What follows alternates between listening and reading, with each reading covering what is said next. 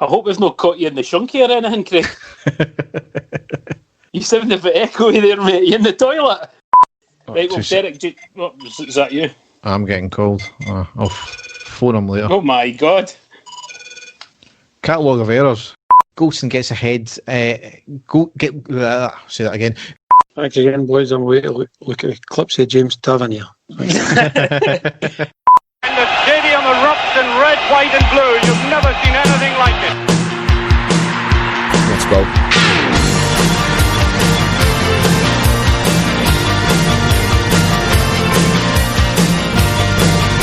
Manchester, brace yourself. Rangers are coming!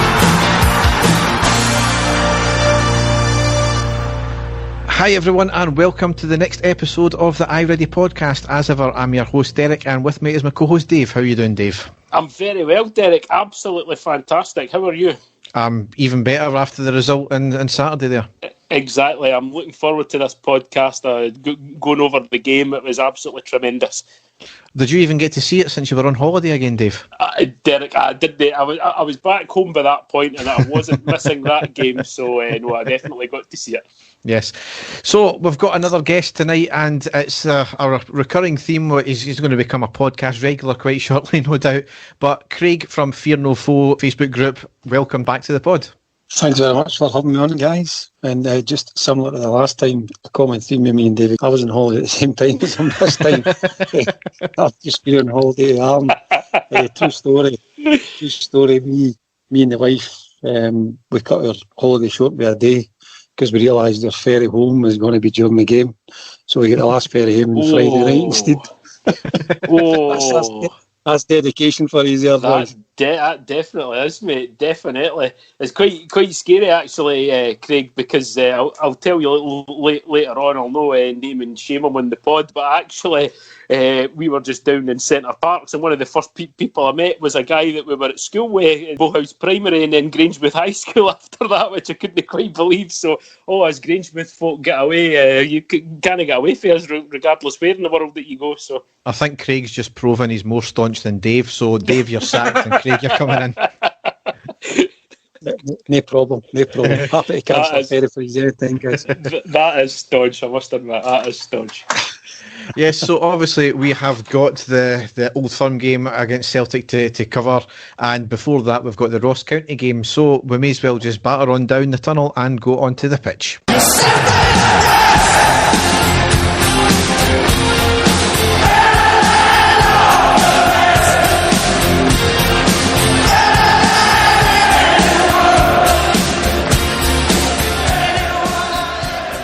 So the first game we've got to cover was Sunday the 4th of October. It was a 2-0 win at home against Ross County in the Premiership. 4 changes from the Galatasaray game. We lined up McLaughlin, Tavernier, Goldson, Balogun, Barisic, Kamara, Jack, Arfield, Jones, Kent and Morelos. On the subs bench we had McGregor, Bassey, Edmondson, Hadji, Defoe, Davis, Patterson, Barker and Barjonas. The ref was Greg Aitken and Douglas Ross was running the line in this game as well, so taking a wee break from his head Tory duties, wasn't he?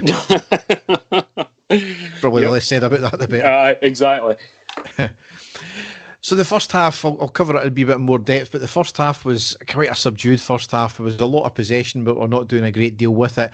Doing the usual probing, slow build-up, looking for the perfect shot, allowing Ross County a lot of time to regroup.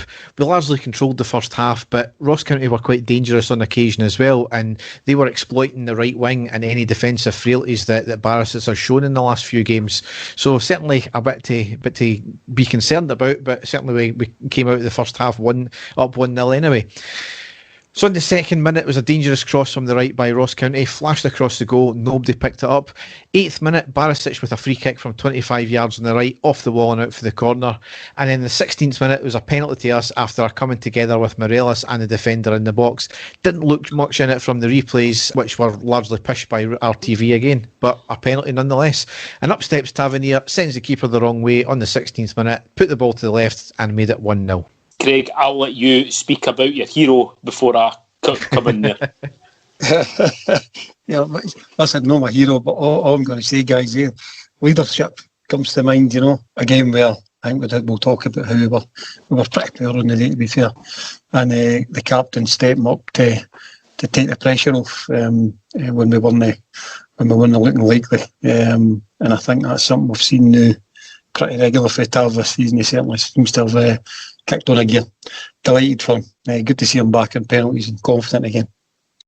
Yep, can't say much more than that. But I'm not going to take back anything I've said about him, because if I do and start saying he's absolutely brilliant, he'll probably end up going back to the way he was last season. So I'm still going to stick by what I said, because ever since he's done that, he's been absolutely outstanding. But no, he has confidence is high now, and as you say, stepped up and slotted it away. And at that point, Derek, I thought, well, that's us. We've not played particularly well, but that's going to maybe give us a wee boost to go on and try and get another one before half time, hopefully. But unfortunately, as you're about to get into it, didn't quite work out like that. No, quite, no. 20th minute, Jones down the right, puts in a great cross into the middle of the box. Morelos gets his head to it, but not enough power in it. 21st minute, free kick from about 30 yards on the right. Barisic again deflected off the wall and out for the corner. The resulting corner was deep into the box. Goldson got his head to it, but went well over the bar.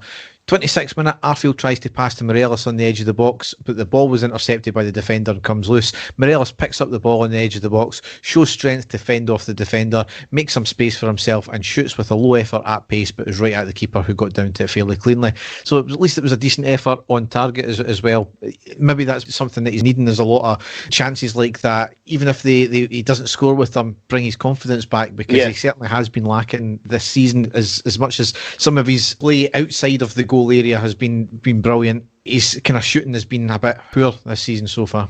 I know you're spot on, Derek, but as I say, just even staying involved and still causing problems, hoping, fingers crossed, that the goals will start to to come, but we know just with everything that's been happening, maybe it's not been the right time for him, but just like what you said, as long as he's still getting involved and still causing problems, then that's hoping that it's just going to come on for that. I totally agree. I think the goals will come again for Alfie. I think the most important thing for the team is that he's contributing now and we're winning games. I think it's only a matter of time before he starts to get amongst them again. Yeah, I mean, it's certainly a different role he's playing this year. I would have said he's dropping deep, dropping further back. He's getting more in amongst the play. I mean, you've seen him on the game on Saturday there, which we'll get into. He was down in our box at some occasions as well. So his chances potentially are maybe limited because he is doing another job. But obviously, the transfer speculation again has played into his mind, which we'll obviously get into the transfer window later on. But in the 30th minute, it was good patient play in and around the box, ending in Tavernier playing a lovely through ball into the box to Arfield on the right-hand side. He tried to dink it over the keeper, but ends up going well over the bar. 32nd minute, great corner from the left by Barisic into the centre of the box. Goldson towers above the defence and headers it just over the bar. And the last piece of play in the first half, a lot of possession in the 40th minute, in and around the box, still trying to find the perfect angle. Kent ended up having a shot just outside the box on the right, and it was deflected out for the corner, and that's how the half ended. So, as I said, a bit subdued, but we were pretty much largely in control of the half. So 1-0 up going into half time. It's against Ross County, maybe expecting a wee bit more, but every game's a cup final to these teams these days. No, you're quite right, and I think we were just hoping and praying it wasn't going to be a bit of a European hangover, because of the previous result that we'd had against Galatasaray. Everybody was, everybody was having a lift, and it was just, we've seen it happen before, Derek, haven't we? It's just, the team have maybe been, off guard slightly, and, a team have surprised us and stuff. So we were hoping that, at least the defence was going to remain in control and keep the clean sheet. Just hoping to get that second goal to kill the game off. But it was proving difficult, especially at half time. But thankfully, we were 1 up at that point.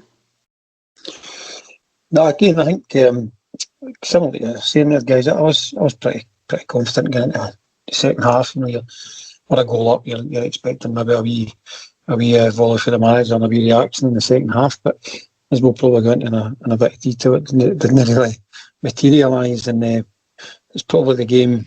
This one of the few games this season where we looked a wee bit shaky at times in the second half at the back. And it got a wee bit nervy than it should. At the end of the day, we kick on and get the 3 points, which I suppose is the most important thing. Absolutely. So into the second half, on the 50th minute, ball worked out to the right wing after some good quick play. Tav plays a lovely daisy cutter crossed on the deck to Morelos in the middle of the box, who controls it with one foot. The defender nips in and gets the ball before he could shoot. Arguably slow play from Morelos there, just a wee bit more sharpness needed. 53rd minute, Kent brought down on the right on the edge of the box. Phil continued into the box, so should have been a penalty. Probably one of the contentious decisions of the game. Yeah. 55th minute, corner in from the right. Balogun loses his marker and gets a low volley on it for a keeper to make a great save to tip it over the bar out for the corner. Very unlucky that bit of play there. Yep. 56th minute, Kamara plays a good ball into the box on the left for Morelos in space, however hits it over the bar. 58th minute, Barisic goes off injured after an innocuous challenge to try and stop a cross. Completely accidental. He did come back on for treatment, quite fortunately though. 62nd minute, Tavernier with a free kick from 25 yards on the left but off the wall and out for the corner. 63rd minute, Kent caught in possession in the middle of the park. A quick break up the park by Ross County. The attacker passed to the attacker in space, but he fluffed it. Very, very lucky for us, I think. To be a bit more composed, that could have been almost a certain goal. Substitution made on a double substitution made on the 64th minute. Barisic and Jack off, Bassey and Hadji on, and then the 70th minute, Jones off and Barker on, and that kind of changed the game slightly, I think, with Barker coming on. Yeah, no, well, as you're about to get into it, it did, but we were needing a wee something different up front, weren't we? It was starting to go a bit stale. We were, plugging away. There was nothing coming off. We just needed something, a wee sort of different style of play. And, I'm sure as you're about to get into it, it did pay off, and it was a fantastic substitution by the manager. I turned a great sub. I think we talked about it in the last pod I was on, guys. I think the sort of narrative around Barker is maybe starting to change a wee bit. He's definitely starting to contribute. The management team certainly trust him, but we're now actually starting to see results in the pitch, which is good for the guy. And as I say, he definitely brought something different to the game that was kind of petering out and looking a wee bit ropey at times. It was good. Yep. 76th minute was a long high ball into the box to find Morelos. The defender nips in and heads the ball, but the keeper had come off his line and it just went wide of his own goal, so nearly a fortunate OG for us there. 79th minute, free kick to Ross County after a great challenge by us, so it never should have been anyway. It was a long free kick into the box and a close range header just over the bar by the Ross County attacker. Again, another dangerous piece of play there from County. 81st minute, Hadji crosses in from the right to the back post. Goldson gets a head to it back into the centre of the box, and Bassey has an overhead kick just wide of the post. 82nd minute, last substitution of the game for us, Kent off and Davis on, and the 88th minute, Barker scores to make it 2-0. Hadji with a great ball over the top. Morelos was offside, so checks his run. Great awareness from Morelos for a change, because he normally just wades in offside. Barker picks the ball up, gets into the box on the right, cuts inside, beats two players, and then shoots to the right and into the back of the net. And a birthday goal for him as well. It was a great goal, Derek. Absolutely brilliant. And just, to go on what Craig said a minute ago there, I think the vast majority of supporters have been underwhelmed by Barker, and I don't mean by his play or his contribution, just for the fact that he's not a sort of big name player or anything like that, a guy that was on loan at Hibs a couple of years ago and stuff like that, but he has definitely grown on me anyway. I mean, I think that the contribution that he puts in, he's not an elite winger, he's not a Ryan Kent type player, he is a very, very good winger for the Premier League in Scotland, and he will have a lot of periods that he'll go very quiet and you'll not get much out of him, but then you will get moments of brilliance from him like that, which is a game changer, and his pace is frightening as well, and that was just an excellent goal for him. Brilliant control, great awareness, and then the finish at the end, just absolutely brilliant. And I think, the relief, even although there was nobody in the stadium, you could feel the relief for all the supporters, especially on social media and stuff like that, when we finally got the second goal, because there was a lot of people were worried that there was going to be an upset or something was going to happen. But when you look back at it, the defence really, there was a couple of times that there was a few wee sort of squeaky bum moments, but when you look back on it in full, we were in control of the match really, and we didn't have that much to worry about. But I'm afraid when you're only 1-0 up, these things do creep into your mind. But thankfully, Barker put that to bed, and as you said, Derek, a great for him to score on his birthday as well. Absolutely brilliant goal. I think another thing about the goal as well was that obviously Yanis Hadji's kind of contribution to it. It was one of the things in the game that I felt was a miss with the selection. I think that's the kind of game where, especially at Ibrox, Hadji's a man I'd be starting more often than not in the games, in terms of that, the kind of that extra wee bit of creativity he does give us in and around the box. Well, the chances we were creating were either kind of self-made or doing the wings, and I think obviously Hadji can obviously unlock that wee pass that nobody else really kind of seems to see, and I think his substitution in the game was obviously just as important as Barker, and as I say, it made the result look comfortable and probably more deserving of the fact that we were in control of the game, so we got that kind of fair reflection. But I think the most important thing for me with that game was that it's Ross County at Ibrox. It's a routine win, and we seem to be making the routine games routine, which is good. Yeah. I think it's always, we've just got to get the goal, the second goal. That's always been my concern in terms of being 1-0. I know these teams shouldn't cause us many problems, which is obviously no disrespect to them, but we should be beating them more comfortably. And as much as we were playing fairly well and we were controlling it, you've always got that thing in the back of your mind. Maybe not so much this year, but it's kind of the hangover from last year of we were prone to making these defensive blunders at times, and it cost us games and it cost us points. And touchwood, so far this season, we've not done that. We've completely cut out these stupid mistakes, and we're getting the second goal when we need to. Granted, this game was fairly late in the day, but it turned out, as you said, Craig, more justified in terms of how well we had played in the game. Yep. With a 2-0. So, and the last piece of play in the game was on the 92nd minute with Ross County having a corner from the right. It was a free header from about 6 yards and it went just wide. Keeper was beaten if it was on target as well, so kind of fortunate we got the second goal there just in case. But kind of fairly comfortable, maybe a wee bit more tetchy than it should have been with getting the late goal, but 3 points, clean sheet, no injuries. Got to see that as a bonus. Yeah, definitely, and the fact that he did change it, in the defence as well, Derek. I mean, we have been impressed by Balogun when he's came into the team, but the fact that he has changed it about again, and we have got another clean sheet, it is excellent. And as you quite rightly said, Derek, I think the mentality this year seems to be different. These routine games where we have struggled before, we seem to have that wee more, bit extra grit about us to grind out a result, which, has been sadly missing over the last 2 seasons, and long may it continue, because it's games like that win you the league. It's no the 4 Old Firm games that win you a season. It's these matches that win you a season, and the longer we go on getting the 3 points and keeping clean sheets is absolutely brilliant. Definitely, I think the clean sheets are the real plus point for me. That gives you a nice kind of solid base to build from. I think we'll always create chances. We're spreading goals around the team, but I think the really pleasing thing so far this season is that we're pretty watertight at the back. You're going to win more games than you lose if that's the case, Yep. So, 3 points. We headed off into the international break. We don't normally cover these things here, and we're not going to start now. So, so always a pain in the arse time international break.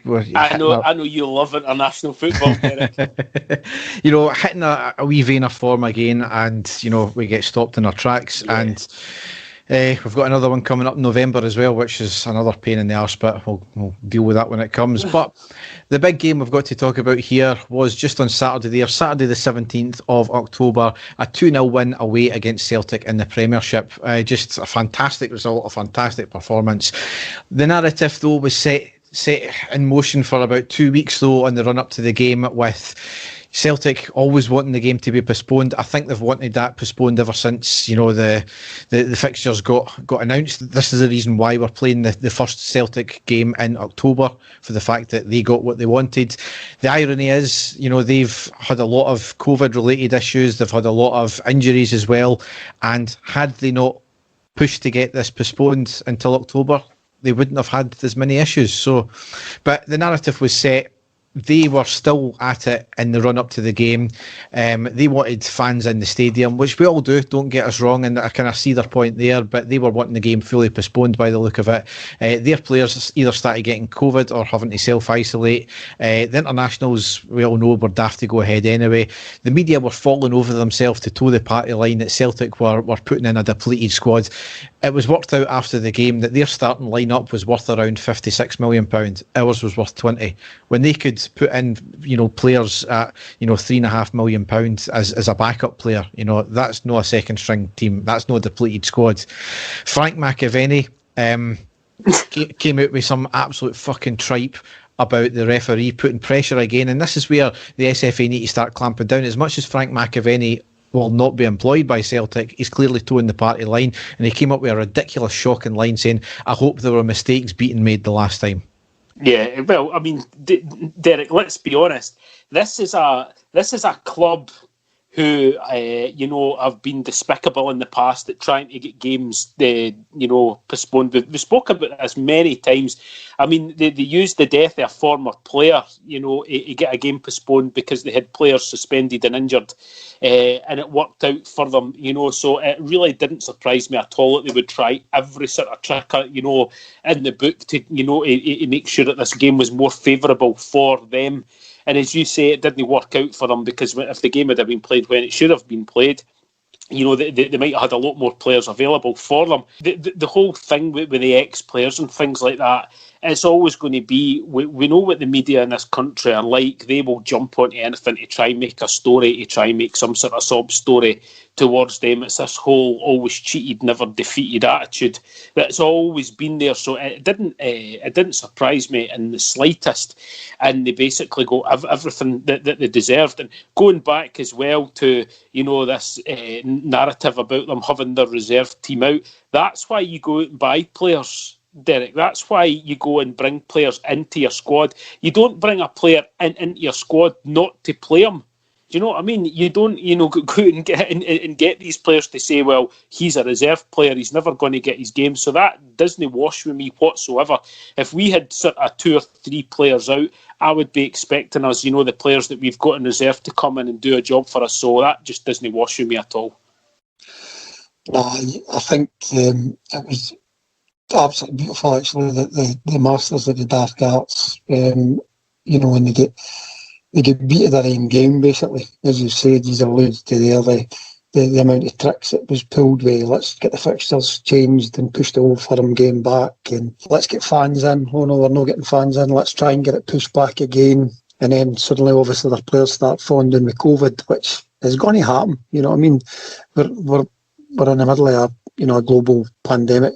It'll happen to all the teams. It's happened to St Mirren, other teams, Kilmarnock. And no sympathy was given out. So, fuck it, you know what I mean? They've got a squad. Let's, it's a level playing field. It's 11 versus 11 at the end of the day. And we had players missing as well. All right, it wasn't COVID related, but, our main summer signing, Kamal Roof, was injured. So we've got the likes of Aribo just coming back. It just doesn't wash. It just feels like almost the old paranoia that they've got. Rangers are applying a bit of pressure, and they don't like it. They like it when they've got it easy, and they can rock up at Ibrox or Parkhead and roll us there 5-0. And now the days are gone. They can't deal with it. So fuck it, great. It was brilliant. We'll talk about it in a minute. We pissed all of them and never got out of second gear. It was great. No, I mean, the last thing I want to say, and I don't want to keep speaking about Celtic at all, but a team who are arguably in the biggest season of their history, and they're going for allegedly 10 in a row or 9.5 in a row or whatever you want to call it. You don't bring in a sports psychologist to a team that are all full of confidence in their playing. They are rattled, and that is the only reason why they wanted the game postponed, because they were obviously, with all the players, they keep claiming that they were out injured and all that kind of thing. They were getting their excuses in early because they have been rattled. They've been found out over the last season and a half by us. We've played them off the park 3 out of the 4 games I think we've played in the last wee while. So, but anyway, due to COVID, there was fears of people going to each other's houses since all the pubs were closed, and there was calls by MSPs and Nicola Sturgeon for Sky to make the game free to air. Really, I don't think they have a clue about economics and finances, and it's quite clear that was never going to happen. Rather strangely, though, and annoyingly, Stephen Gerrard backed that call as well. So that was never going to happen. I mean, I think it was described as the crown jewels of Scottish football. You're never going to air that for free, because it's a kick in the face to people who do subscribe to Sky, and they've already paid for it, yet other people are going to get it for nothing. So a bit daft, that, wasn't it? As you say, Derek, it was a bit of a sort of fairy tale dream, for that to happen. But I can see, the reason why that they were saying that they wanted it to happen. But just exactly like you said, for the tens, hundreds of thousands of people who subscribed to Sky Sports and had paid, so that they could watch these games, it would be a complete slap in the face. And there's no way that Sky could do that to their customers. So I was the same as you. It was never going to happen for me. No. So I'm not going to really add anything else, guys, because I'm not going to launch into an anti-SNP rant on your podcast. So we'll keep it with football. It's just Derek that does that. That's all. No, well, as I say, I'm an invited guest, so we'll let Derek crack on with the game, will we? Yes, so there was 4 changes from the Ross County game. McGregor, Tavernier, Helander, Goldson, Davis, Kent, Kamara, Morelos, Barker, Barisic and Arfield. On the subs bench we had McLaughlin, Bassey, Hadji, Jack, Defoe, Itten, Aribo, Jones and Balogun. So one of the kind of concerns that's been over the past wee while is when Jack and Kamara play together, you're playing 2 largely defensive players in the same team. This was obviously different. We were looking to arguably go for it from the off, and that's kind of what we done to an extent. And don't forget, Jack had played. He was coming back for a slight knock, I think, and he had played just on the Wednesday night as well for Scotland. So, and he ran the show as far as I could hear. So, but we were knocking the ball about well in the early stages. Celtic were pressing us. We were doing the same to them. On the 6 minutes, Celtic down the left got the cross off on the deck. It was dangerous, but Helander cleared it. Rangers were quick down the park on the break from that. Morelos on the right gets a break of the ball, puts in a great cross on the deck, but nobody there. Falls to Barisic at the back post, who hits a shot, but slices it wide. So, bit of back and forward early on, but certainly well defended when we needed to there. Yeah, it was a brilliant. It was a brilliant clearance there, sort of tackle clearance by Helander. And at that point, Derek, when that happened, I thought, he is going to have a great game. I had a feeling, it's always great to get the first tackle in, but for it to be a tackle which could, have created a goal, or for them to score the goal, for him to get that in early, showed, that he was well up for it. And I thought to myself at that point, he's going to be, brilliant for us. And I was correct, because I thought, we'll get on to all the players that were like, but for that moment on, I think that Helander really bossed the defence big time. And then, as you say, for us to go straight down, I was actually really disappointed that Barisic never got that on target, because it's not as if he is, we've seen how accurate he can be with crosses and taking free kicks and things like that. And he had more time, actually, I think, than what he actually thought he did. And I was very disappointed that he never made the keeper pull a save. And going by the keeper that they've got in, it could well have been a goal if they'd have got it on target, So I was quite disappointed at that stage, but, feeling a bit more confident at that point. I think Helander, you're right. He kind of set the tone right there in terms of, it doesn't matter what you're going to throw at us today, we're going to deal with it. He's a throwback, It's really, really nice to actually have a defender who is really good at defending. His reading of the game is excellent. And you feel confident going into these games with having that, as I say, that solid base. And that kind of set the mood for the entire game. It just became a recurring theme, time after time. And if they did give us anything, we dealt with it fairly comfortably, Well, going from one defender defending well, we're going to another defender scoring well. So on the 9th minute, Goldson made it 1-0. There was a long free kick into the box by Tavernier on the right. Goldson loses his marker in the middle of the box and has a glancing header into the back of the net. A fantastically worked goal and just brilliant from Goldson, just all round there, losing his marker and putting the header in. And I never heard it myself because I was watching RTV, but apparently the first question at half time was it even a free kick in the first place? Going back, it doesn't surprise me. Going back to the actual goal, as you said, Derek, straight off the training ground, that one. The fact that he was behind, he was able just to pivot at the last second and lost his man very easily. And just the glimpse of a header, absolutely perfect pinpoint accuracy past the goalkeeper and in. Fantastic start for us.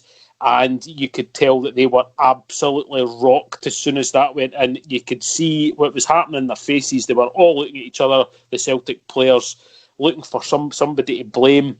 And I could just tell straight away there was no way we were going to get beat after scoring that goal.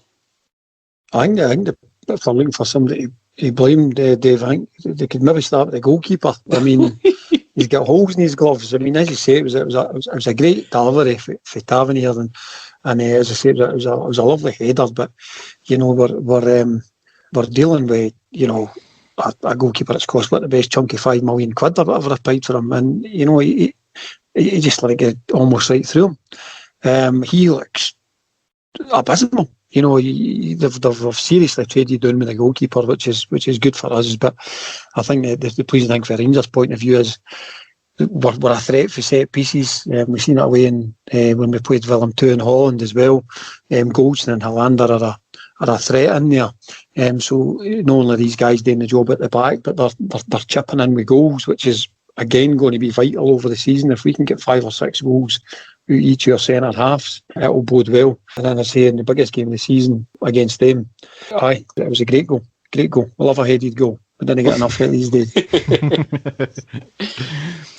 So a minute after that, great one-touch passing in and around the box. Morelos with a lovely dink ball over the defender to Tavernier on the right, who has a blistering volley but just went wide. 13th minute, ball played to Kent down the right, cuts inside, takes on his man, drops the shoulder, hits a shot, but a bit of a trundler and easy for the keeper. 14th minute, a long ball played up into our defence. Goldson headers it but gets lost and loses the ball. Falls to the attacker who tries to lob the keeper but puts it over the bar. That was probably the one poor effort there from Goldson in the whole game. A bit of a mistake. It can happen to anyone though, where the ball gets played up into the air and you just lose the ball for some reason, but I'm not going to hold that much against him after what he done in this game. No, I think it's a positive note though. See the move you talked about there with obviously Tav's volley. That would have been a brilliant goal. See the moves that leading up to that was really us at our best. Everybody well drilled, kind of interchanging, nice kind of quick one touch passes, and then just that wee bit of guile for Morelos in the box. That would have been a brilliant goal, and that was it. That to me really struck a difference in the game.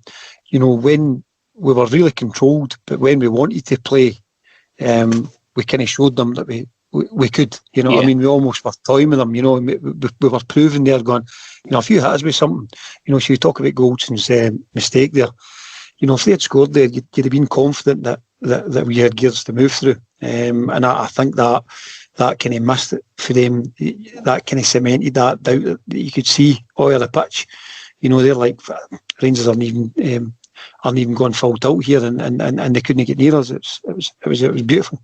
And another thing that gets me as well, and I've noticed that over the last 3 games, but even going back to when we initially had him on loan, and he scored into them the game that we got beat at Parkhead, not last season but the season before, that we should never got beat.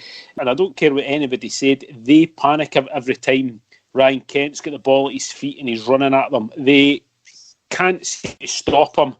It's great for us to have a player that can do that against them. You can see the panic in them, and for some reason Kent's game just goes to another level every time he plays against them, because I thought, especially in the first half, every time that he was getting the ball and he was just facing them, he looked as if he could just skip past any of them and cause bother. And I just thought, at that point in the game, the sort of first, the sort of opening third of the game, I thought Ryan Kent was tremendous for us. He really looked dangerous every single time he got in the ball.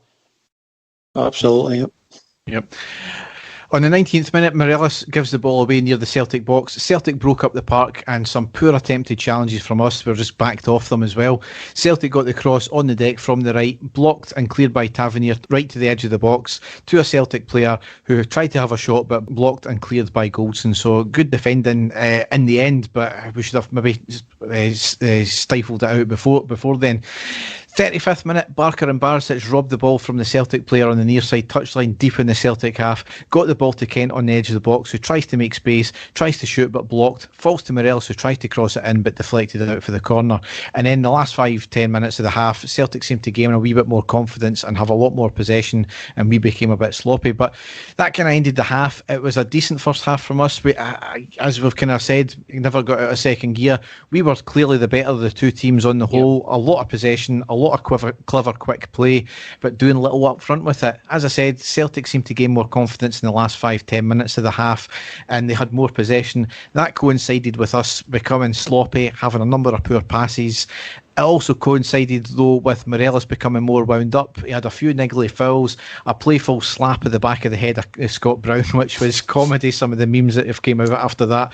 He had a decent first 30-35 minutes, roaming around the front line from left to right, dropping deep on occasion when he had to. And as I've said before, is perhaps an issue with our lack of chances was not having him up front there on occasion. Other than the goal, we never offered too much up front. Celtic had two dangerous crosses, and as I said, they were snuffed out by the defence.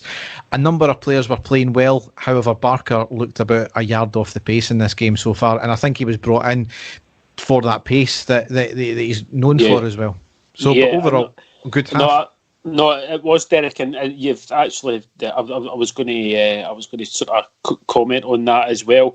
I did think that Barker was lost a wee bit after us, saying how well he does. But again, going back to what I said about the previous game, he's going to be one of these types of wingers that does go missing for big parts of a game and doesn't do much, and then he'll produce something. That's kind of what I was hoping he was going to do, because he had been pretty quiet and hadn't had a lot of the ball. And I had sort of said to myself, if Morelos was playing a bit further forward than he was on his game, think of the amount of damage that we would do. And that's why I was kind of thinking at that point.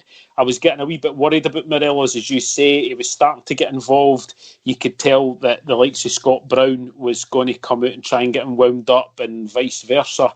And I thought to myself, this is not the time that we need to be losing a player. And I was a wee bit concerned about him, maybe, the referee catching him doing something, because he did have a few wee flicks, a few wee kicks, a few wee pushes and stuff like that. And it's big games like that you need to have all your players on the park, and I just was a wee bit concerned at that point for him. I was pretty relaxed about Alfie's antics, to be fair. To me, he kind of epitomised the performance a wee bit. It was a bit of role reversal for them, in terms of the Brown slap. I mean, it was a tap in the head, right? But you seen Brown's reaction. You know what I mean? He didn't like it. They were rattled, and we've fell foul of that kind of shithousery in the past. Our players have taken the bait, and I think, to be honest, the way Morelos was going about just being a bit cute with Duffy and that at the back, it just added to the fact that they were just never comfortable. It was either, right, we'll get in your face and we'll rough you a wee bit, or we'll just stand off and watch you passing the ball at the park. I thought Morelos, it was great. I thought he was measured in it. He was clever. He wasn't. He wasn't raising hands and getting in people's faces and gesticulating with the ref and whatever. I think it was just cute kind of forward play and almost playing them at their own game, and they didn't like it. You know what I mean? And I'm absolutely fine with Alfie when he does that. I think you take that out of his game and you lose a lot. I thought he was fine, to be fair. Possibly different referee. I know if the likes of Kevin Clancy had been officiating with that, he would have been watching him the whole time. Do you know what I mean? And that's when you start to worry, because you know that he's been sent off and booked numerous occasions in the past for absolutely nothing. So that was just my only fear about it, but thankfully it never came in. I think you described it well there in terms of calling it shithousery, because if you remember when Morelos did he get sent off with when in a couple of Old Firm games ago when Scott Brown kind of raked his leg at the back and then Morelos reacted. So that's maybe what he was looking for, and I think shithousery is probably the best way to describe it. So, but anyway, into the second half, looking for more of the same, and the player we were not long speaking about there, Barker, in the 52nd minute had some lovely determined play in midfield. He took the ball on, beats his man, an outstanding reverse pass through the defence to the on-running Kent, who was coming down the left wing, gets the ball, takes it into the box, but a great recovery by the defence and out for the corner. So that was the whole move was just worthy of a goal there. So it was quite unlucky. However, the resulting corner on the 53rd minute was not dealt with, and we ended up scoring our second goal, and Goldson gets his brace. With some lovely passing in and around the box after the initial corner wasn't dealt with. Cross in on the deck, which is deflected into the path of our player. Ball ends up falling to Goldson, who has a shot. It was a good block by Duffy. Falls back to Goldson, who pokes it through Duffy, who was still on the deck. And initially, I think like everybody, that it just kind of rebounded back off Goldson, but no, he actually had to, have a wee nip at the ball as well to poke it past the Duffy and into the back of the net. But it was an instinctive poacher's reaction that from Goldson, fantastic, and I thought that was it, game over right there.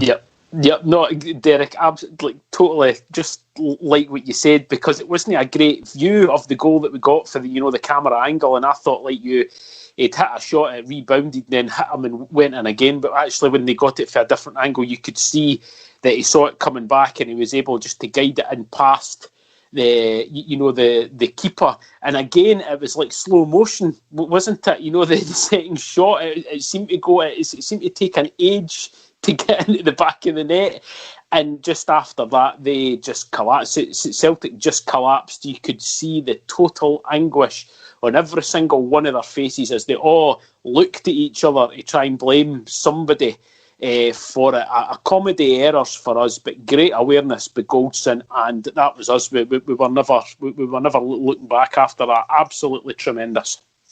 Again, I think another theme of that goal was just that obviously it was a very nice build up and the lead up to the corner, as you guys rightly said, and it had made a great goal itself. Probably the corner was slightly overhit, but the way we pressed and won the ball back, and then some nice football kind of on the right hand side. It was just a kind of again a theme of we were just passing it around about them. They had absolutely no answer.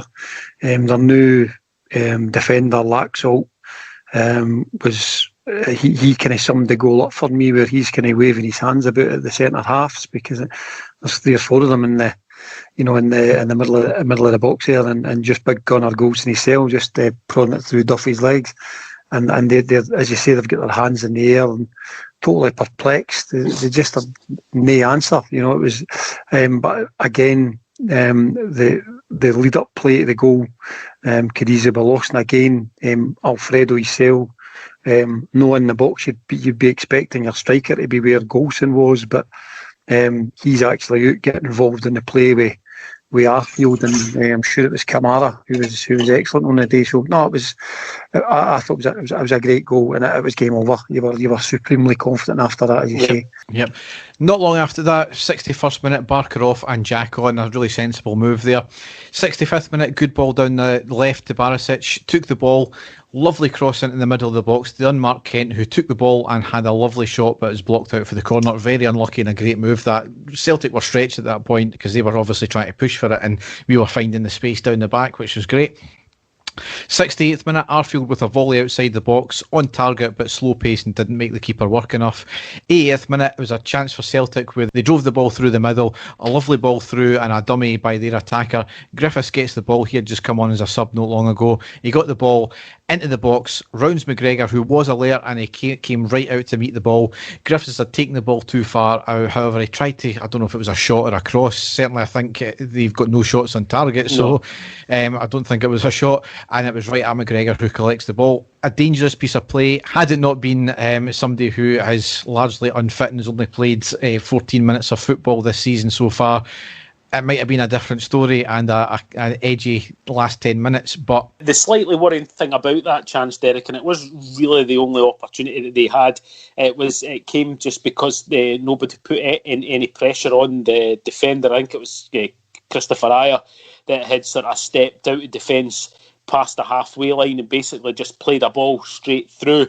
That was maybe the only disappointing bit at that point. There was, he was allowed to do that unchallenged. But I really can't say anything bad about our midfield, because all three I thought were absolutely tremendous on the day. So, it never came to anything. It certainly wasn't a shot at goal. He tried to play it back across the face of the goal, but McGregor, outstanding reaction, and knew exactly where he was going to put the ball. He was able to reposition his body to get back in and safely pick the ball up. So, it was fine. Just that one wee sort of concerning part, but these things do happen, and thankfully nothing came of it. No, totally superb for Griggs actually to put his cup of tea down long enough to come out and prevent that. I think he was probably delighted to get a bit of action. He done enough. He was, as you say, he was quick to react and he pushed the player wide. So we'll give credit to him there. And I think he's alluded to it a wee bit with earlier on with Kent's chance there. I don't know if he's picked up in commentary. I think the most alarming thing of the entire game, it was described as a great clearance by Ayer. He knew nothing about it. He knew absolutely nothing about it. It was a brilliant strike. It was. That would have been a tremendous goal if it had came off. The pinpoint accuracy from Barisic to put the ball, I knew exactly where he was. And as you say, Craig, the defender had no idea where that ball was, because he hit it so cleanly and so perfectly that it was going right in the bottom corner. But I actually missed that. I missed that. Oh no, I'll tell you something. If anything summed the game up, it was that chance, and I'll tell you why. If you go back and watch it back, Ayer actually celebrates a clearance at home. I mean, he's delighted with himself, and he's having a wee beer. That said it all. He's like, oh, well done, I've kept it down to 2-0. You know what I mean? So it was beautiful to see. But no, watch back if you can get Sky's highlights. It's tremendous. It's described as a great clearance. We can do nothing about it. Would there have been Andy Walker by any chance, was it? No? We must have played well, because even Andy Walker admitted that the Celtic had no answers, you know what I mean? Well. He said, through gritted teeth. Through a cup of salty tears, On the 84th minute, there was a coming together with Morelos and Duffy. It was really nothing in it. Morelos didn't do anything apart from stand his ground, and Duffy fell over his legs when he was going for the ball. Duffy ended up pushing Morelos, where Morelos fell to the ground. Beaton runs over and decides to book Morelos first, and then he looked as if Duffy was going to get away with it, and he ended up getting booked for it as well. So I don't know what Morelos done, mind you, but that was just Duffy trying to get Morelos into trouble, which I suppose it kind of worked in a way. But if folk are going to start talking about the Morelos slapping the back of the head of Brown, then you just need to look at the Duffy issue there, because he was pushing folk about the place. Anyway, Morelos came off a minute later and Itten came on. 87th minute, it was a free kick from 30 yards by Tavernier, up and over the wall. Was looking like it was going just over the bar, but no chances taken by the keeper, who palms it over for the corner. In the 89th minute, to round off the game, Arfield off and Aribo on, so getting a couple of minutes there just to bleed them back into the team after a wee spell out. But an outstanding result, a great performance. As we've said, didn't need to get out of second gear. We've got the measure of Celtic now, and I think that's proven. They're shiting themselves, and I think that was proven even before the game kicked off. They don't want to play us. That performance was a very measured, a very professional performance, and it's much like what we've seen in the European performances, wasn't it? Yeah, no, it absolutely. The three guys in midfield were the perfect three to play in this game. As you said before, Derek, maybe playing Jack and Kamara is maybe just a bit too defensive, the type of, the two type of players we would be playing if we were playing, a top European team. But he got the balance absolutely perfect. I thought Kamara, Golson got man of the match. I spoke about Helander. I thought Kamara topped them all. I thought he was absolutely tremendous in the ball. He was never wasteful. His positioning was tremendous. He's running with the ball. I mean, even on the attack, he looked as if he could cause problems on the attack, which we don't see a lot of. I thought he was tremendous. Davis in there as the sort of real calming head in there. And, Arfield, who's been brilliant for us, recently had to be in there for us as well. So those midfield three I thought were absolutely tremendous. Scott Brown and co never got a sniff, especially in the second half. They just controlled it completely. And just, as you said, Derek, I'm really not being cocky saying that this was a tremendous performance. It was just extremely professional, controlled all the way, and just absolutely delighted that we did it in their patch, and they just had nothing to answer us. It was just great to see. And I think the other thing as well that really pleased me, the points you've made there about the guys' performances are spot on. I thought, as you say, that Kamara was absolutely tremendous. He had some moments in the game that were just superb, but the depth of their bench was really pleasing for me. You're looking at that going, maybe before we've had plan A doesn't work and we've maybe struggled a wee bit, but you're actually looking to the bench going, if somebody's having a nightmare or there's an injury or whatever, there's depth there to bring on, and even change the style of play we had, which is very good. And to me, the most important thing about the game was it rounded off that first quarter of the season really well. It's negated their game in hand, and give us a really solid base to build on for the rest of the season. Having had a tougher quarter of the season than they had, the random fixture generator seemed to be quite kind to Celtic. And if you look at it now, we've been away to Parkhead, we've been away to Pittodrie, we've been away to Easter Road. So another test coming ahead in a couple of weeks with Kilmarnock, but I think positive that we can actually now go and overcome the games. I think we're in good shape, and it's just up to us to continue just to play the way we are, and I think now there's competition for places. So, if the guys are off form, they know there's somebody there to come in, and I think that's definitely healthy. We're in good shape. It was a great day. And it's rounded off a really, really good start to the season for us. Yep. I think the main thing we've got to take out of it, and you've seen that with the reaction after the game with the players and the management, there was no overreacting in terms of celebrating. There was a few fist bumps and all that kind of thing. Obviously different because there was no fans in the stadium, but it was measured as well in the celebrations because the job's nowhere near done. And I know there's a lot of Celtic fans on the phone in saying, the league's over. That's a load of bollocks. The league's nowhere near over. But anyway, what was rather hilarious, that, comeuppance and karma, the Groin Brigade before the game posted a video of themselves putting posters up all over Glasgow and all over Glasgow landmarks.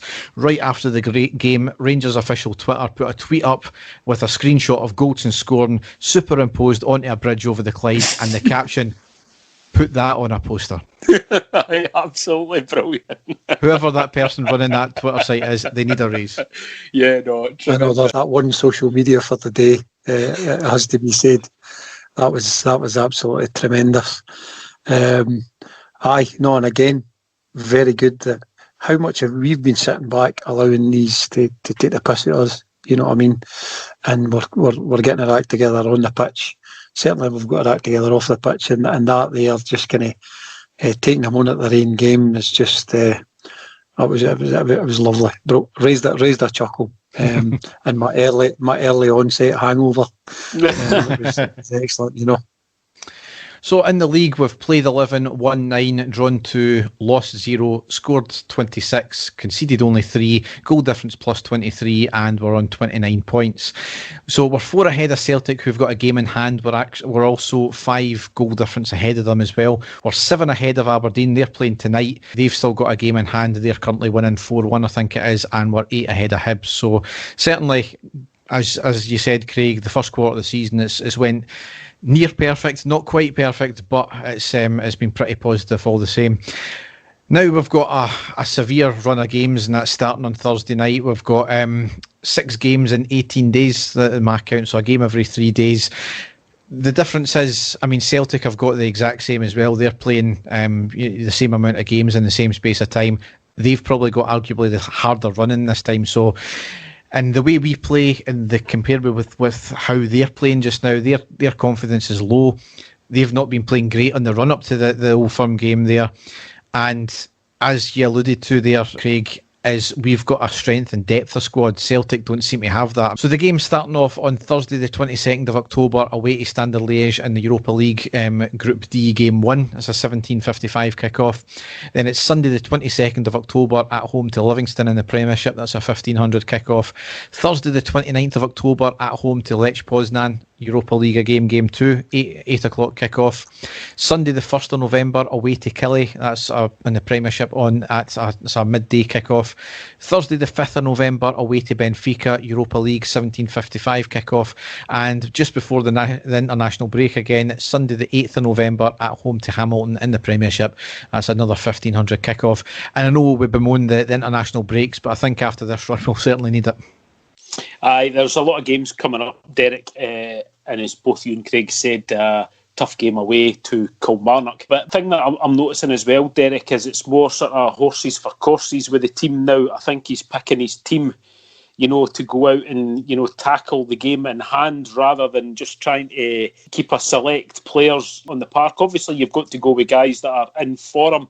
But when the whole squad is on form and you can bring guys in, like we saw a few weeks ago, Jordan Jones coming in and making a huge contribution to the game. You've got Hadji, as well, that comes on and makes a huge contribution to the game. We've got Roof coming back. We've still got our new signing, the South African guy, Zungu, to come into the team as well. It's looking great, and it's the amount of options that we've got are fantastic, and it must be great on the training field as well, because surely these guys are trying to outdo each other, which is just going to raise their game even more. So bring it on. I'm really looking forward to it. 100%. I think we've built a good squad. I think the squad will get used in the coming weeks. I think that makes again a big difference. I think that's where European football will help us, is that everybody will feel involved. The coaching staff will be able to sit down with each player and say, look, you're going to get some minutes in the coming weeks, and you need to be ready and you need to be hungry. And I'm pretty confident we've got the squad to be able to cope with that. All bodes well. Very positive at the minute. Looking forward to Thursday night. Absolutely. So we'll leave it there, and we'll now go into the classic match. And there it is! The final whistle's gone. Rangers have won the European Cup Winners' Cup. So Dave, what classic match have you got for us this time? I have a game from way back in 1993, Derek, and it was a time when we had all of our sort of star players playing, the likes of McCoist and Haitley up front, which is always, great games to cover, to go back and watch these guys play. The game that I've chosen is a game against Aberdeen, and it took place on the 30th of March 1993. The Rangers line-up on that day were Andy Gorham wearing a very sporting pair of what looked like blue pyjama bottoms tucked into his socks for some reason. So it's the Gorham in goals. We had Davy Robertson, Richard Gough, John Brown and Davy McPherson in defence. Stuart McCall, Ian Ferguson, Trevor Stephen, Ian Durant, Ali McCoist, Mark Haitley and Peter Hoostra. Playing for Aberdeen, some well-known names in the Aberdeen team: Theo Snelders, Gary Smith, Alec McLeish, Stuart McKimmie, Roy Aitken, Paul Kane, Richardson, Paul Mason, Duncan Shearer, Scott Booth and Mixu Patalainen. So, a lot of very well-known international players in the Aberdeen team back then. So it was going to be a difficult game, and it was certainly a cracker in the first half.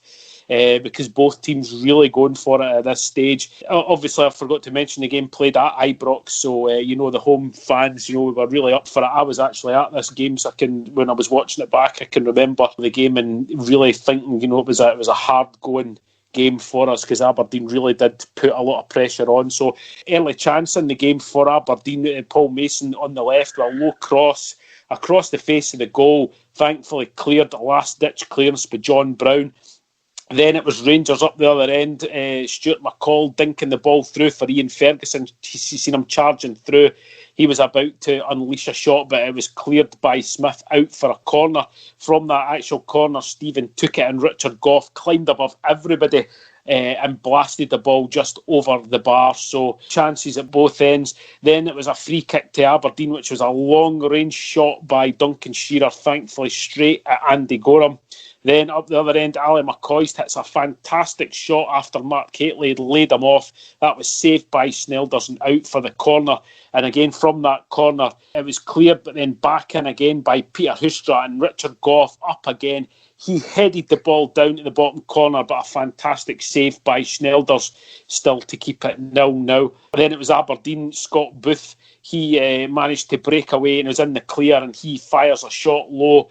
Andy Gorham saved the ball with his feet, and eventually the ball got cleared. So it really was end-to-end stuff. Then a great chance to open the scoring for Rangers. Peter Houstra sees Davy Robertson, of all people, making that trademark overlap and run that he used to do. He plays a fantastic ball through. Davy Robertson hits a great shot, but it was deflected out for the corner, but unfortunately that never came to anything. Then coming up to the end of the half, the 38th minute, a half chance for Mark Hateley in the box. He had a sort of spin and a shot, low shot, saved by Theo Snelders. And then a great chance for Aberdeen, the 40th minute, with Duncan Shearer. He had a header, free header, which just went past the post. Is a big let-off for Rangers there. And then just before half-time, Duncan Shearer again, he was played through, but a great last-ditch tackle by Richard Gough keeps it at 0-0 at half-time. So it was a pulsating first half, great stuff to watch for the neutral. Chances at both ends, still 0-0. But into the second half, Rangers did become more dominant, taking the game to Aberdeen, because most of the play was in the Aberdeen half at that stage. And then thankfully on the 65th minutes, Rangers got the breakthrough with a fantastic goal. Well, the pace just continues. This is great play by McCall. Hateley lays it off. It's Ferguson! That is a brilliant goal by Rangers.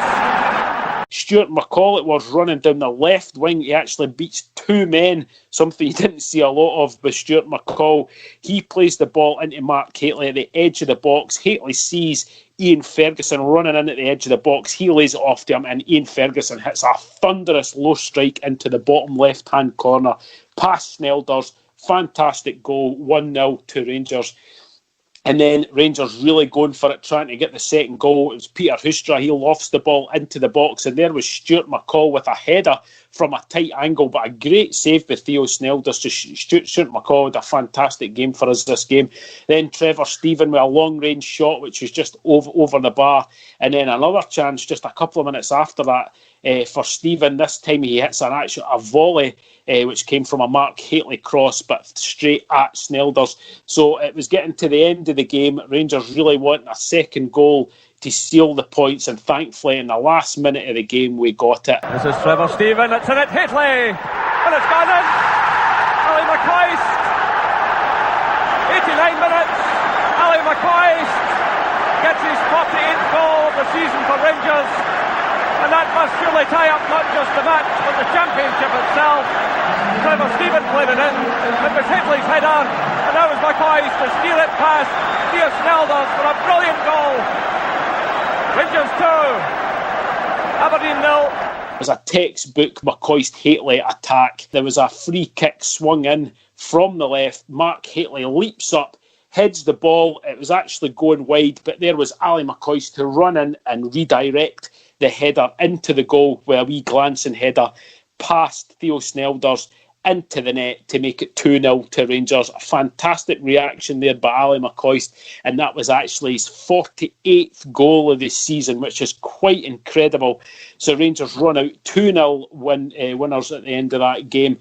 Tremendous game to watch. As I say, I can remember being there. I was only, I think, 18 at the time. I just got my season ticket, and it was a fantastic season for us. Going back to my favourite kit of all time, the Adidas kit with the stripes in each side, 3 stripes in each side. A tremendous season for us. some fantastic players on show, and just great to see McCoist and Hateley back in action again, because they really were the deadliest striking partnership that I've seen at Rangers. Absolutely tremendous. I don't know if you boys will remember much about that, but you must have enjoyed watching it back. Certainly for myself. A lot of similar things you've said there, Davey. Love that strip. Absolutely, just it's iconic. The way strip was the same. The fact it was kind of like a reverse type thing. Loved the kit. Loved the team. Really identified with them.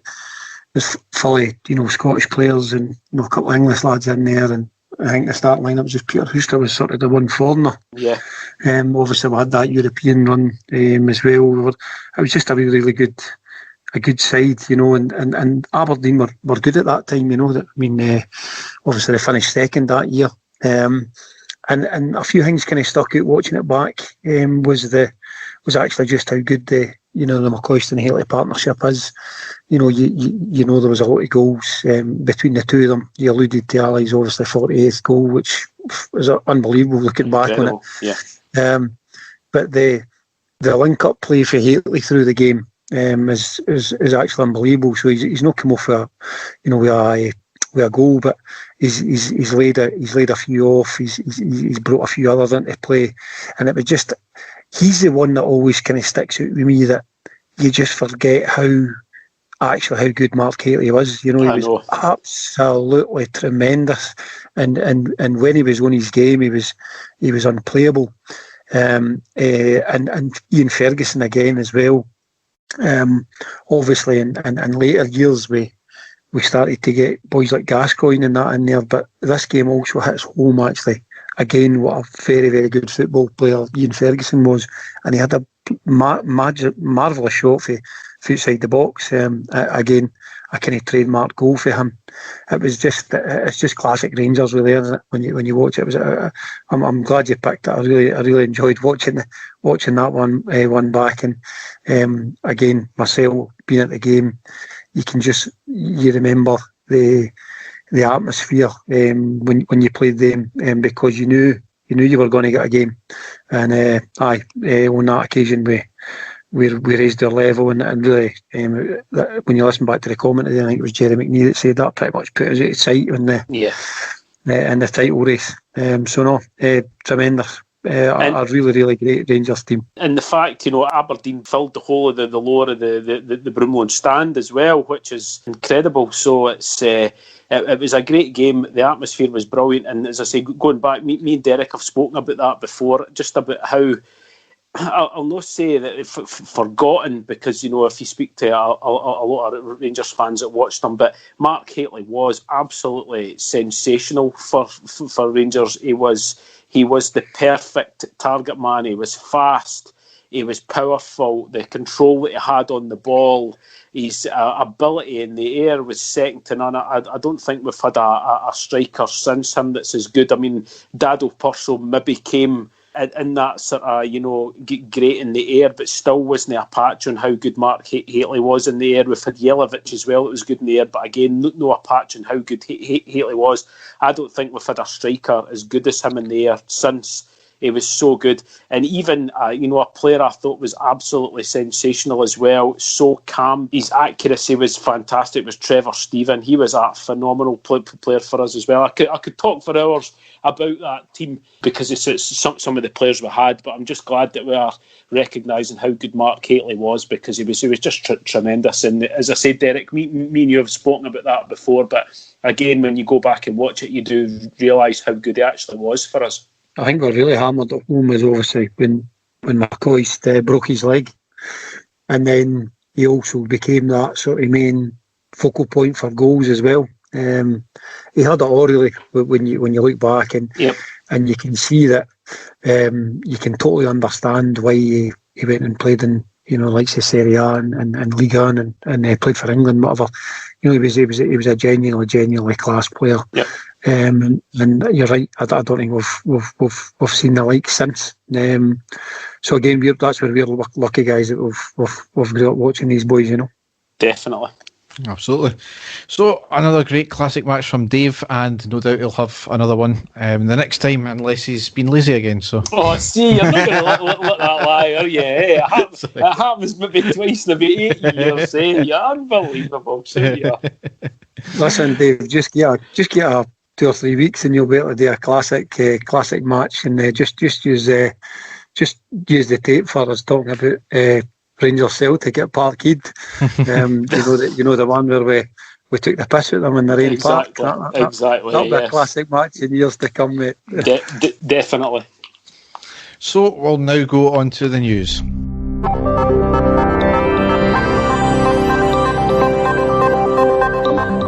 So a few bits and pieces to cover as ever, and Dave alluded to it earlier, is that the long-rumoured transfer saga of Bongani Zungu has been completed on a season-long loan with an agreement to buy at the end.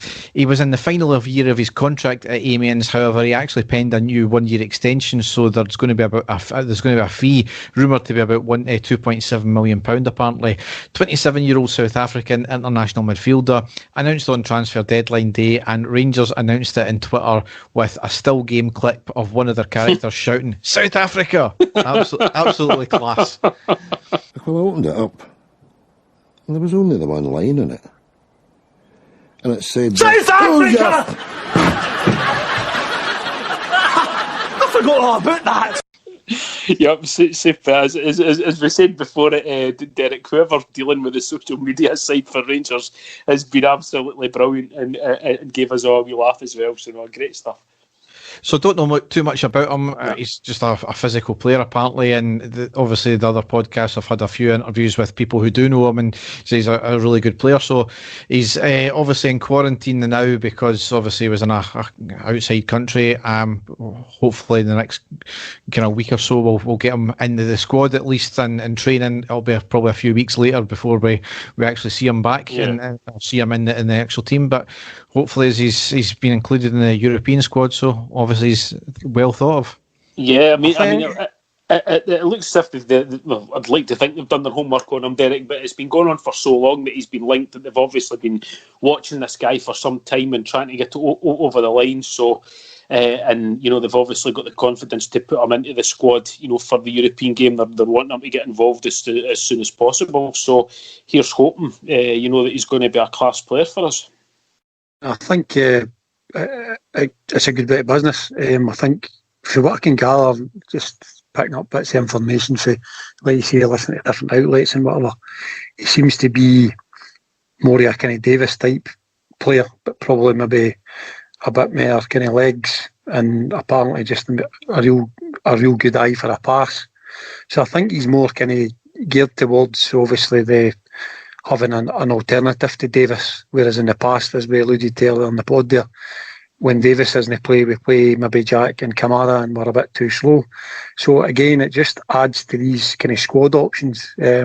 And you're looking at the fixtures over the coming weeks and you're hoping that this guy's going to be able to come in and do a job domestically, and maybe give Davis a bit of time off without us having to revert back to type. So again, I think the signings we've made, certainly since Wilson came in, I think our recruitment's been pretty tight, and we do seem to do our due diligence. So no, I'm pretty positive about that one as well.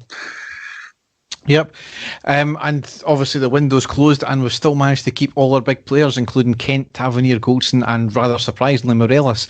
Apparently Torino had a deadline day bid for him of a loan agreement with an agreement to buy at the end, which was turned down.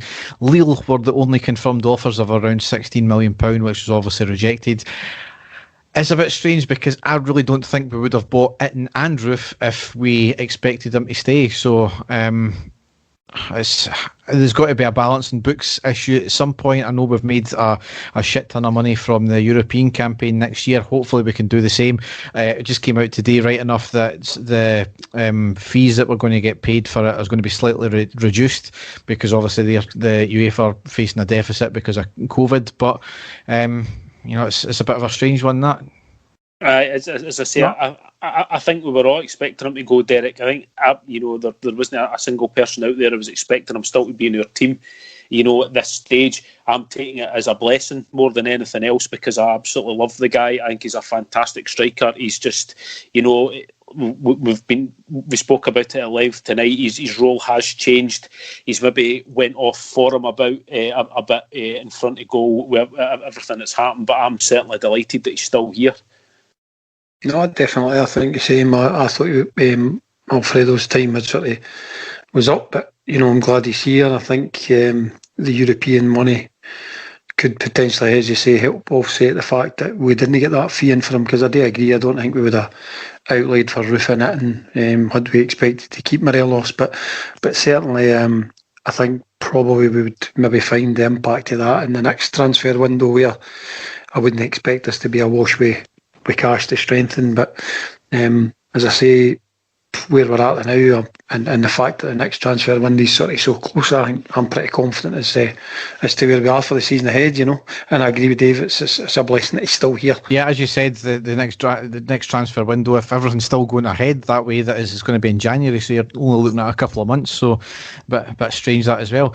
Anyway, Dave, I don't get really involved in rumours, because I was hoping you were going to ask me this, Derek. I was hoping. Because folk make up shite and they just do it for likes, and I think we've seen that over the last couple of days as well. But strong rumour is Jack Wilshere, and he's meant to be interested in moving to us, but I don't know, because I've kept away from it, and he's maybe weighing up his options just now. A bit odd. His contract was mutually terminated at West Ham on 100k per week apparently there. So the guy's obviously a talent, not quite the talent he was when he broke through to the scene, about 10 years ago. But obviously due to injuries, much like Rossiter though, we don't get him if he doesn't have these injury issues. So I kind of don't want players like that now. I don't know what your thoughts are. If it's true, Derek, and as I say, I sent you a thing, there was a lot of the speculation, especially last night on Twitter, where somebody had either done a good Photoshop, but it certainly looked quite a convincing shot of his Instagram post, inside Ibrox, which is what probably was somebody just taking the piss, but it does build a lot of speculation. It's I think it's quite hilarious that he's suddenly now got about 50,000 new followers on Instagram that are all Rangers supporters, because when that picture hit, I had texted you and a couple of other folk, and straight away they were able to tell me, oh well, I've checked his Twitter page, his Instagram page, and I can't see anything. And I thought, that's quite incredible, that's happened.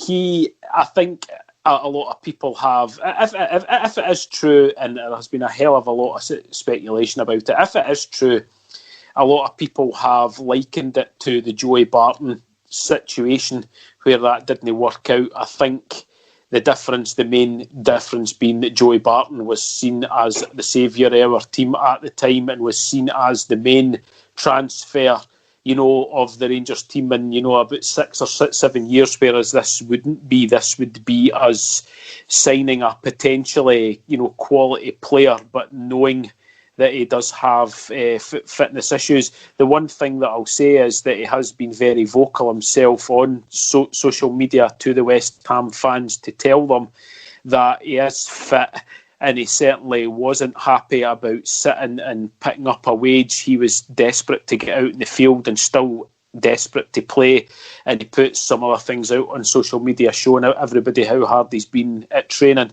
as well, which again has put a lot of speculation on that's him proving that he's fit, that he can come and sign for us. So we'll have to wait and see. I like the rumours, Derek, because it certainly gets the people on the other side of the city really foaming at the mouth as well, which is always good on social media.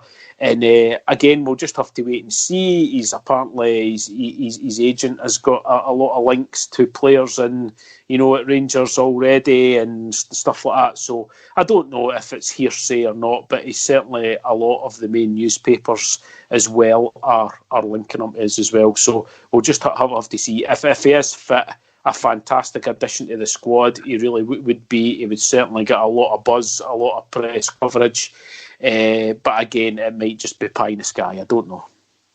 Listen, if I could just very quickly chip in on it, I think it's, to me, probably feels a wee bit more like rumour than than reality. But listen, if there's a deal there to be done with Jack Wilshere, you know, a deal at the end of the season, for example, and if we could make the numbers work, you'd do it. You know what I mean? If you get even, you know, 15 games out of him fit, he's in my view, he's the best midfield player in the league. So you do it, and you take the punt this season, all seasons. Do you know what I mean? You go for it. If he's no fit and he doesn't play, we're more than equipped to cover that. But nah, as long as the numbers work and it's not going to be a deal that upsets the squad, I think you do it 100%. I'm away to check Rangers rumours, the new guys, just to try and find out where the latest is on them. So, going into the next piece of news here, obviously I mentioned the Euro squad, and Defoe, Edmondson and Jones have been left out. So I would say unsurprising with them three, you can only pick so many players. So that leaves us with McGregor, McLaughlin, Tavernier, Goldson, Helander, Balogun, Barisic, Bassey, Jack, Hadji, Davis, Kent, Zungu, Aribo, Arfield, Kamara, Stewart, Itten, Barker, Morelos and Roof. So certainly all those players you can't really argue with. Defoe, you know, given his age and the fact that we've already got three strikers in there, we've really got our quota, so you can only have so many. Just unfortunately we can't take everyone. Yeah, I know it's a huge squad, Derek, but that is, you know, it's impressive, isn't it? Going into these games still with players left over that, you know, are more than capable of doing a job in the Premier League. So you know, we've spoke about the depth of the squad already, but that's, you know, really is impressive on paper. And here's hoping that they can, you know, they can do the job out there that we know they're capable of. I'll stick my neck out the new boys and tell you we'll get out of that group. No problem. I love the enthusiasm, mate. I really hope so. I'm very confident we'll get out of that group. We're more than equipped to get out of that group. There you go. That's a prediction. You can hold me to that. Next thing is, despite being delayed for a few days for technical reasons, whatever they could be, I don't know, charges against Gerrard by the SFA for his comments after the Dundee United game were found unproven. I'm really not sure how you can get an unproven. They brought him up on charges based on his comments, which were filmed. The clear evidence of what he said. They claimed that Gerrard basically had stated the ref was biased, so surely to bring the charges, they must have thought that in the first place. Yep. Surely it can be only guilty or not guilty on that case. So, as we all said, a waste of time, and more importantly, a complete waste of money. And interestingly, the Motherwell director, Andrew Wilson, has been brought up on the same charges after his comments about Bobby Madden after our 5-1 over Motherwell. So it'll be interesting to see what happens with him. His comments were more blatant in terms of insinuating bias there. But, you know, typical SFA as per usual. Yeah, we knew it was going to happen, Derek. It was an absolute nonsense, and it's been even farcical how it's all came about in the end. And it's just, again, the powers that be Scottish football aren't exactly, you know, painting themselves in a positive light, and that was just a complete farce, wasn't it? Yep. It was a joke. It was an absolute joke, like you say. It's to me, it just felt like a deflection tactic at the time. But in a global pandemic where the government body's gone for loans to keep things afloat, we go and waste money on a absolutely nonsense charge. It was embarrassing. It just makes us look Mickey Mouse. You know what I mean? Yeah. What a transition that was as well from yourself there, because next comment was about SFA having to take out a £5 million loan from the UK government to cover the shortfall in income as a result of COVID. Hampden has been used as collateral, guaranteed against any future money owed to the SFA from UEFA TV contracts, kind of like the Ticketers deal where they've secured it against, you know, future income. I mean, this is the daft thing. They agreed a £5 million deal to buy Hampden, and of that £5 million, 2.5 was actually donated to them. So they never actually had the money in the first place to buy Hampden. They had to get the money donated to them. So, as you said, they're fanning about on trumped up joke charges when they don't have fucking money to run the game. It's an absolute joke, but that's a story for another day, isn't it? Yeah, definitely.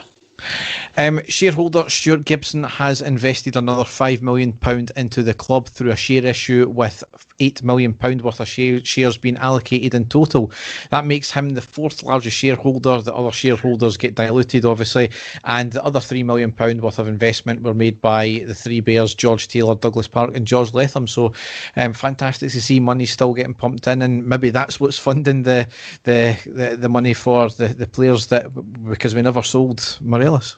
Yeah, possibly, Derek. But again, it's all large sums of money coming in. When we see the amount of the money that we've made from our European exploits over the last few seasons, that the club is getting run in the correct way. I know the forces of darkness on the other side of the city will try and convince everybody that that's not the case, and mentally ill Phil will put his blogs out and whatever, telling everybody that Admin 18 is coming soon and stuff like that. But it's really not. Things, after years and years of absolute shambles and a joke of the way that things have been run, the club is being run properly now by guys who are interested in the club and the club only, which is great to see. So it's it's great. The club's on the up, both off and on the park, and that's really what us as fans, are looking for. That's stability at the club off the field, and real progress on the field. We can't ask for any more than that. I totally think all positive people want to invest. I'm not a money man, so that's all I'll say. It's just nice to see that people feel confident enough in the business that they want to put their money up. So it's all good. Yep. Next thing here is the demolition of Edmondson House has finally begun. Interestingly, though, 83 residents have been notified of the new Edmondson House getting built. Latest details from @Seafarer Michael were that there was 8 objections and 1 in support. 2 of the objections they shown were absolutely farcical, complaining about the noise, the parking, the facade not being going to be nice to look at. It was too close to the person's flat. What exactly do they want? Right now, before the demolition, it was a derelict, dangerous and ugly-looking building. So the point is, had that building been up to code, then it would be getting used largely for what we've got planned for the new build anyway. So it's going to generate, it's going to have issues with occasional parking and occasional noise, but you chose to live right next to a football stadium. You're going to get this kind of thing from time to time. You can't get much worse with the parking on a match day at Ibrox, can you? And then, as you say, the other one is they didn't think that it was going to look nice. When you look at the state the Edmondson House has been for years and years, I mean, anything, would be an improvement there. So I don't know what they're looking for, as you say, Derek. I'm rather farcical in my opinion. It's going to create a lot more, jobs and, things happening in that area when it's built. So can only be good things for the local community. I can see if you support that mob, you're not wanting to see us do anything positive, and maybe that's what it's down to at the end of the day with these guys. But the excuses were pretty poor, eh? Well, listen, I'll tell you a true story as well, right? She just where the fan zone is at Edmondson House. Uh-huh. I was at a game, I think it was last season, with my boy, and we were in the fan zone, and there was a young woman hanging out her kitchen window, being sick, out onto the street, while her husband or boyfriend patted her back. So if that's the standard of people putting in objections, I think we can just move on and get the work done, guys, Oh, man.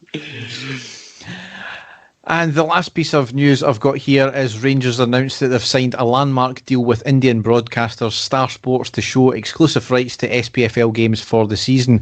So what Heart and Hand found out is the SPFL basically gave the rights away to Indian broadcasters last year with the view of getting a deal in the back of it. Well, the SPFL never. So Rangers ended up buying the rights for a nominal fee off the SPFL and have sold them for a massive profit into this Star Sports. So just amazing for Rangers. We effectively control that. We're the ones that make the profit out of that and other clubs. But what exactly does Doncaster do for his £400,000 a year? I know, quite quite incredible, Derek. And again, this is positive, because if that's what we can do, to sell our games to other countries, who knows what this could bring for us. We've been talking about this for a long time as well, about selling the rights to our game. And if that's how easy it was for us to, as you say, to buy for a nominal fee and, sell it on and make a huge profit out of it, it's fantastic. And here's hoping that there's other countries with billions of people in their, their subscriber base that would want to do that, because that could be something massive if we could get that going in other countries as well. So here's hoping that that's the start of something, similar in other places. But, great news and great work with the guys behind the scenes there. Absolutely brilliant. Yep, tremendous bit of work. As you say, it's just again another example of how the club's been run in the right manner, and we're spotting these opportunities. It's tremendous, really good, really good. So, man stunned after pulling 17-foot alien tapeworm from his anus. An alien tapeworm? Well, an alien one, yes, allegedly. Or just... A man in Thailand was stunned when he realised that the cause of his stomach pain was a 17-foot tapeworm, which he had to pull from his rear end. You can watch the footage of the writhing worm here. I don't want to go into any of these sites that you're looking at, Derek. I really don't. Whatever you do, don't post the link on Twitter, for God's sake. Duan Chang. What exactly is it that you do when you're not watching radio? Exactly. Exactly. Duang Twang Dachodi had been suffering from the stomachache on Monday at his home in Nakwon Sang in the northeast of the country, so he plonked himself down on the toilet, as you do. But the 34-year-old was alarmed when he felt something moving against his skin, and when he looked between his legs, he saw a long yellow worm stretching down into the water. The discovery scared the shit out of him. He realised... He shot up from the toilet, and at this point he realised the creature was hanging from you-know-where. The taxi driver proceeded to tug the worm from his back passage, and eventually removing all 17 foot of it. 17 feet? No way. No chance. He said, "I couldn't believe how long it was. I kept pulling. It was still stuck in my bottom. When the whole worm came out, I measured it, and it was 5 meters long. I thought it was an alien. It was disgusting. The thing had been living inside me for a long time." The doctors told him that it came from eating raw meat, which isn't too surprising, that given his favourite meal is ki nua, a spicy raw beef salad dish that is popular in the region of Thailand where he's from. Oh my God. And you wonder where COVID comes from, eh? Oh my God! I mean, really, that's what's the Irvin Welsh book, which is all about the tapeworm in the guy's inside the guy's stomach? Is it Filth? And that's in the book. You keep hearing these, keep seeing these strange things in the book, and it turns out it's a tapeworm. But there you go. I didn't realise they could grow that long, Derek. But you learn something new every day in this podcast, don't you? Educational as entertaining.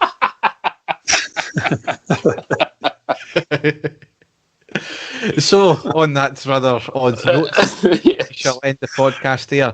So, as ever, if you want to check out some of our stuff that we do, you can go to our website, which is ireadypodcast.wordpress.com, and there you can find a list that still needs to be updated of our matches and our podcasts. So, all that's left to say is, Craig, thanks very much for coming on again. Would you like to plug any of the stuff that you do? Yeah, if anybody's listening, come along to join Fear No Foe. I think we're 265 members, so we're slowly keeping up. It's been a good wee kind of community that we've got going there, so feel free, come along, like it, share it with your friends. And just a wee bit of news that I don't know if you guys have noticed, but just when you're doing your news part, obviously benefits the club, but they've got an official tie-in with 5 Stars events now, so all 5 Stars events moving forward will be directly linked to Rangers Football Club. So if you check that out on the club's website. So it's really good news in terms of Legends events. Will now, as I say, benefit the club. Which was retired in my 5-star. So I'd just urge your listeners to go and check that out. Again, very good news for the club moving forward. That Legends events will benefit everyone. So all good. Yep, no, we spoke about that on the last pod, and of course our mutual friend Graham Clark, who's involved in that we had on the podcast about a year ago. Again, we were in their first. Ricky Neal, get it right up. Yeah, I'm only joking. Graham's a good friend of ours, and it's great for him and great for the club and stuff like that. So all these Rangers groups and that all coming together, which is absolutely fantastic. Good stuff. So thanks for listening and goodbye. Take care, folks. Goodbye. Thanks again, boys. And the stadium erupts in red, white and blue. You've never seen anything like it. Let's go.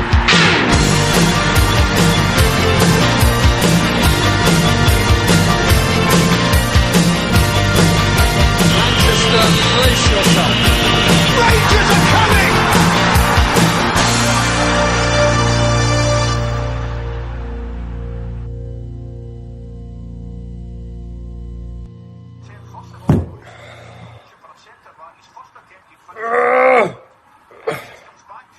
I just want to. Oh! I just want to smack them.